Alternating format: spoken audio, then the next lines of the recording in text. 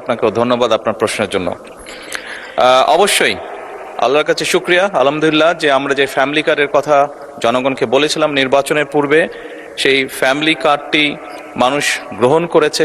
এবং আপনি নিজেও সাক্ষী, আপনার নির্বাচনী এলাকাতেও আপনাকেও মহিলারা ঘিরে ধরেছিল ফ্যামিলি কার্ড দেওয়ার জন্য। আপনি উত্তরে বলেছেন যে এই মুহূর্তে ফ্যামিলি কার্ড সরকার দেবে, আপনি চেষ্টা করবেন তাদের। মাননীয় সংসদ সদস্য, আপনি নিশ্চয়ই এটি অনুধাবন করতে পারবেন যে 4 কোটি পরিবারকে আমরা ফ্যামিলি কার্ড দিব। আমরা পর্যায়ক্রমিকভাবে সরকার এটা দিবে। পৃথিবীর কোনো সরকারের পক্ষেই একবারে এটি করা সম্ভব না।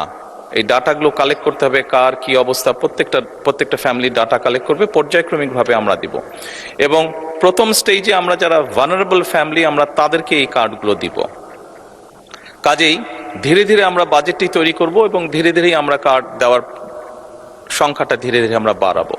এবং সেজন্যই আমরা মনে করি আমাদের যে সব হিসাব নিকাশ করেছি আমরা, তাতে করে বাজেটের উপরে কোনো চাপ পড়ার তেমন কোনো কারণ নেই। এটি গেলে 1 নম্বর। দ্বিতীয়ত, আপনি বলেছেন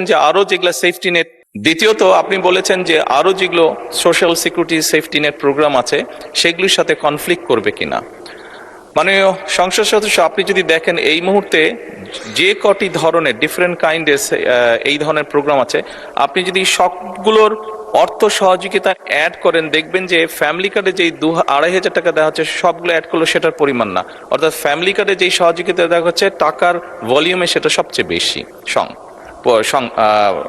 ভলিউমে বেশি, 2,500 টাকা কোনোটাই। সবগুলোকে একজন মানুষকে যদি সবগুলো সুবিধা দেন এই মুহূর্তে যেগুলো চালু আছে, তাহলে একজন লোক 2,500 টাকার কম পাচ্ছে, বেশি পাচ্ছে না। এবং এর মধ্যে আমরা দেখেছি, এর মধ্যে রিসার্চ করে